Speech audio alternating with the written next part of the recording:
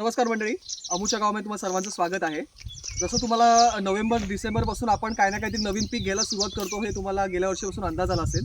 ते हेच प्लॉट आहे ज्यामध्ये आपण भात शेतीनंतर लगेच गवत वगैरे सगळं तण काढून नेक्स्ट क्रॉप घेण्यासाठी नांगरून आपण बिचाने सऱ्या पाडून घेतल्या. त्या सऱ्यांवरती आपण ठिबक कनेक्शन घेतलं. यंदाच्या वर्षी तुम्हाला जसं मी वारंवार सांगितलं की आपलं तळं लिकेज निघालं आहे, पाण्याचा सोर्स जो आहे तो कमी झाला आणि त्याच्यानंतर खूप अवघड झालं पुढचं शेती सगळं काही घेण्यासाठी, पीक घेण्यासाठी. तर ह्या प्लॉटवर आपण जेव्हा कलिंगड घेतो, कलिंगड म्हटलं की भरघोस पाणी, भरघोस खतं आणि भरघोस मॅनेजमेंट या सगळ्या गोष्टी असतात. कॅश क्रॉप बेसिकली म्हटलं जातं. 3 महिन्यामध्ये पैसे आपल्याला मस्तपैकी देऊन जाणारं हे क्रॉप आहे आणि उत्तमरित्यामध्ये आपल्या कोकणामध्ये होतं. तिथे आपण जे काही ठिबकचं कनेक्शन केलेलं आहे ते पूर्णपैकी 1 इंची पाईप म्हणजे आपल्या बोरिंगमधनं जे काही पाणी निघतं त्याला रिड्युसर करून आपण पाणी दिलेलं आहे. त्यामुळे बोरिंगच्या प्रेशरवर ह्या 8 लाईनमधनं ड्रिप पडणं फार कठीण आहे आणि ते तेवढं पाणी आउटपुट देत नव्हतं. हे रिझल्ट तुम्ही बघू शकता. इथे आपण काही मल्चिंग वापर नाही केला, त्यामुळे तण रुजले भरपूर.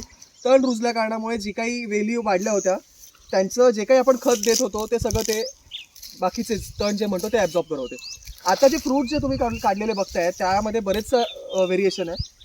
मोठ्यात मोठं फळ सध्याला आम्हाला आत्ता काढणीमध्ये जे काही दिसलंय ते हेच आहे. साधारण 2 ते 3 किलोचं असावं, 2 नाही 3 किलोपर्यंत असावं.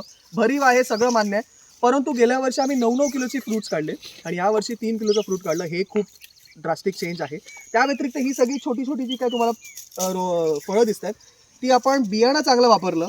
परंतु एक आवर्जून मला सांगावं लागतं, याच्यामध्ये काय निगेटिव्ह पॉईंट मी मेन्शन नाही करत आहे, परंतु आपण ऑर्गॅनिक फार्मिंग म्हणून जे काही लोक बाजारामध्ये माल विकत आहेत, तर मी प्रॅक्टिकली गेली 5 वर्षापासून ह्या सगळ्या प्रॅक्टिसेस करत आहे. जमिनीचा कस दररोज कसा वाढेल ह्याच्यावरती वर्क ऑन करत आहे.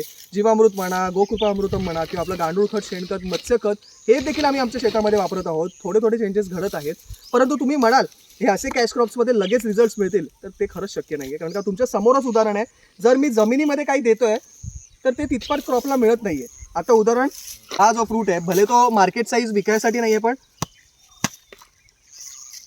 जर मी खत न टाकता आतमध्ये लाल गर होतं त्याचा अर्थ काय, सीड क्वालिटी चांगली मेंटेन होती. आपण सिजेंटा कंपनीचं सिम्बा व्हरायटी वापरलं होतं, जे गेल्या वर्षी पण वापरलं आपण आणि उत्तम रिझल्ट मिळाले.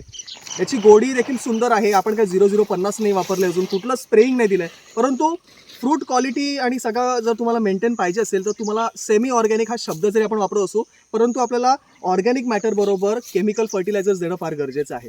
एका वर्षामध्ये तुम्ही म्हणाल तुमची जमीन सुपीक होईल आणि तुम्हाला भरघोस पीक मिळेल, तर ते खरंच शक्य नाही आहे. बाजारामध्ये बोगसगिरी चालू आहे. कारण का मी तुम्हाला वारंवार तेच सांगते, मी 2 महिने नसताना देखील आम्ही जे काही जीवामृत वगैरे वापरत होतो त्याच्यावर वेली जिवंत राहिल्या, परंतु फ्रूट साईज जी आहे ती प्रॉपर एक समान वाढलेली नाही आहे आणि त्याच्यामध्ये बरेचसे चेंजेस तुम्ही बघू शकता. आता ह्याचं करणार काय, जो आपण डॅमेज पीस म्हणू शकतो किंवा छोटे नग आहेत ते विकले जाणार, ते आपण आपल्या कोंबड्यांना आणि गाईंना खाऊ घालणार आहोत.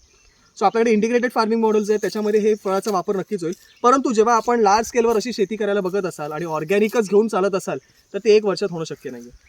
मी पुन्हा एकदा सांगतोय, मी नेगेटिव्ह अप्रोच कुठला देत नाही ऑर्गॅनिक फार्मिंगसाठी याच्यातला, परंतु हे समजून घ्या, बाजारामध्ये जी काही फळं मिळतात ऑर्गॅनिक म्हणून ती ऑर्गॅनिक नसतात, एवढंच सांगणं आहे.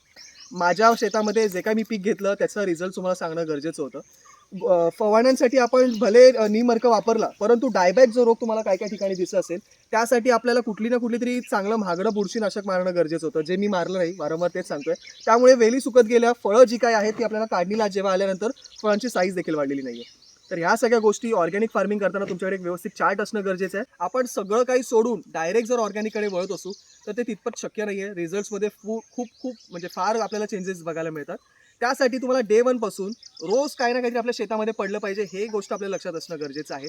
जीवामृत, गोकृपामृतम हे सगळे स्लरीमधनं जर जात असेल, त्यासोबत आपल्याला कुजलेलं शेणखत म्हणा, गांडूळ खत, मत्स्यखत आपल्याकडे आहे, लेंडी खत किंवा आपण ज्या काही कोंबड्यांच्या शेतींपासून खत निर्मित करत आहोत, ताजं नाही त्याच्यापासून प्रोसेस केलेलं खत, हे सगळं जेव्हा तुमच्या जमिनीमध्ये पडणार, कार्बन सोर्सेस वाढणार, तेव्हा जमिनीचा कस वाढेल आणि 3-4 वर्षानंतर तुमचं पीक जे कदाचित आज फ्रूट व्हेरिएशन मिळते ते एक समान 3 किलो तर 3 किलोचंच फ्रूट, पण समान 3 किलोची फ्रूट्स बघायला मिळतील.